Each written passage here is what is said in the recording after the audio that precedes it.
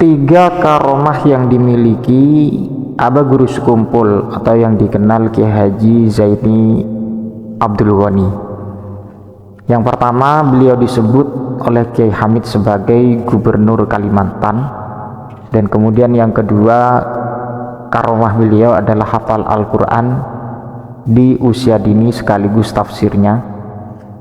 Dan kemudian juga yang ketiga adalah beliau Tuan Guru Zaini sudah dikenal sebagai ulama kutub sejak kecil. Mudah-mudahan bisa memberikan manfaat apa yang saya akan sampaikan. Assalamualaikum warahmatullahi wabarakatuh. Alhamdulillah wassalatu wassalamu ala rasulillah wa ala alihi wa sahbihi wa man walah. Allahumma sholli ala sayyidina Muhammad wa ala ali sayyidina wa maulana Muhammad. Alhamdulillah pada kesempatan ini bisa dipertemukan kembali di channel ini. Saya doakan mudah-mudahan para pemirsa yang dimuliakan Allah senantiasa diberikan kesehatan oleh Allah Subhanahu wa taala, dan juga mudah-mudahan diberikan kelancaran, kesuksesan segala urusan, dan kemudian segala kesusahan dihilangkan oleh Allah, dan segala hal yang diinginkan diijabah oleh Allah Subhanahu wa taala. Aba Guru Sekumpul disebut Kiai Hamid sebagai Gubernur Kalimantan. Nama Kiai Hamid adalah nama yang sudah begitu dikenal masyarakat sebagai seorang wali. Dan kewaliannya sudah begitu melegenda hingga semua kalangan Nahdien mengakuinya sebagai wali besar, meski dilahirkan di Lasem, Jawa Tengah, namun ia lebih lama tinggal di Pasuruan hingga wafatnya, sehingga yang kental di masyarakat justru sebutan Kiai Hamid Pasuruan. Selama di Pasuruan, Kiai Hamid berguru kepada para ulama Pasuruan, terutama kepada Al-Habib Syekhon As-Segaf. Kiai Hamid juga menjalin persahabatan dengan ulama seantero Pasuruan, termasuk dengan Kiai Haji Muhammad Syarwani Abdan atau Guru Bangil, yang disebut Kiai Hamid sebagai wali mastur dan ulama yang diakui Kiai Hamid sangat alim. Interaksi atau hubungan antara Guru Zaini dengan Kiai Hamid pun selalu dijembatani oleh Guru Bangil. Sebagai seorang wali, Kiai Hamid dalam keseharian menghadapi tamunya, kadang Kiai Hamid menyikapi dengan sikap aneh, termasuk menerima kedatangan Guru Zaini. Dalam beberapa kali pertemuannya dengan Kiai Hamid, kedatangan Guru Zaini seringkali disikapi tanpa banyak bicara, namun lebih banyak dengan isyarat. Suatu saat Guru Zaini datang bersama Guru Bangil untuk bertemu Kiai Hamid. Karena banyak tamu yang lain, maka mereka duduk agak jauh dari beliau. Namun saat akan pulang, Kiai Hamid mendekati Guru Zaini dan menepuk-nepuk punggung Guru Zaini sambil berucap agak nyaring, Gubernur Kalimantan, Gubernur Kalimantan. Ucapan yang mengisyaratkan kedudukan Guru Zaini sebagai wali yang datang dari Kalimantan, dan hal itu bukan cuma terjadi sekali, tapi berkali-kali. Bahkan suatu saat Kiai Hamid berdiri di teras rumahnya menunggu kedatangan Guru Zaini sambil menabuh terbang dan mengucap, Gubernur Kalimantan, Gubernur Kalimantan. Suatu kehormatan luar biasa dari seorang wali terhadap seorang wali.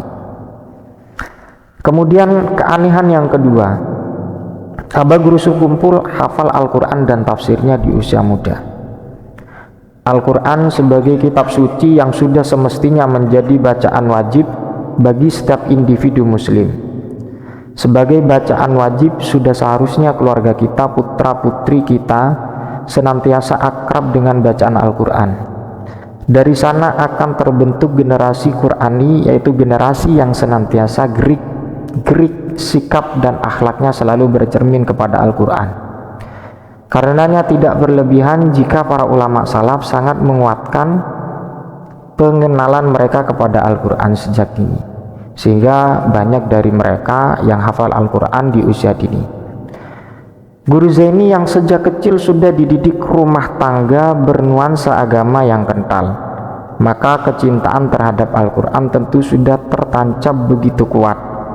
Setiap hari beliau selalu mendengar bacaan Al-Quran di tengah-tengah keluarganya, dan di usia 5 tahun ia sudah belajar Al-Quran sampai beliau fasih melafalkannya. Dan menjelang usia 7 tahun beliau sudah hafal Al-Quran 30 juz. Menurut penuturan Guru Zaini sendiri bahwa ia menghafal 30 juz, maksud kami ya, 30 juz itu hanya perlu waktu sekitar 4 bulan. Tidak merasa puas dengan itu, beliau pun juga berusaha menghafal tafsir Jalalain dan mampu dihafalkannya pada usia 9 tahun. Kemampuan Guru Zaini menghafalkan Al-Quran di usia 7 tahun itu adalah hal yang sangat istimewa dan luar biasa, bahkan boleh disebut sebagai bagian dari karomah beliau.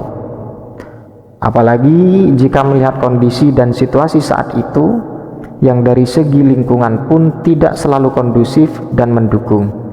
Jika Imam Syafi'i mampu menghafal Al-Quran di usia yang sama yaitu 7 tahun, namun beliau hidup dengan kondisi yang jauh berbeda, berkumpul dengan mereka yang memang suka menghafal Al-Quran. Walaupun keduanya sama-sama sebagai bentuk karunia Allah Subhanahu wa Ta'ala yang diberikan kepada siapapun yang ia kehendaki. Kemudian karomah yang ketiga, sudah dikenal sebagai kutub sejak kecil. Di rumah Al-Mukarram Ki Haji Badruddin, seorang tokoh ulama Martapura, terlihat banyak orang. Nampaknya Tuan Guru ini sedang mengadakan perhelatan meski sederhana.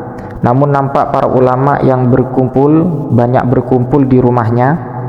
Malam itu berkumpul para santri dan beberapa ulama, termasuk Guru Zaini, untuk menyambut dan bersilaturahmi dengan seorang sayyid terkemuka yang dikenal dengan Al-Alim dan Wali yang majdub dari kota Semarang, Jawa Tengah, yaitu Al-Habib bin Muhammad As-Segaf Semarang.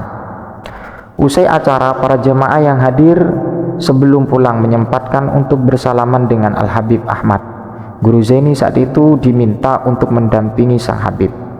Ketika itulah Habib Ahmad bicara agak nyaring. Cium tangan Zaini, cium tangan Zaini, ia kutub cilik, ia kutub cilik. Sebagai orang yang hadir saat itu terkejut dan langsung bersalaman dengan mencium tangan Guru Zaini. Padahal ketika itu Guru Zaini masih belajar atau menjadi santri di Pondok Pesantren Darussalam. Sahabat kaum muslimin, para pemirsa yang dimuliakan Allah Subhanahu wa Ta'ala, 3 keanehan sekaligus bisa dianggap karomah apa yang dimiliki oleh Tuan Guru Zaini.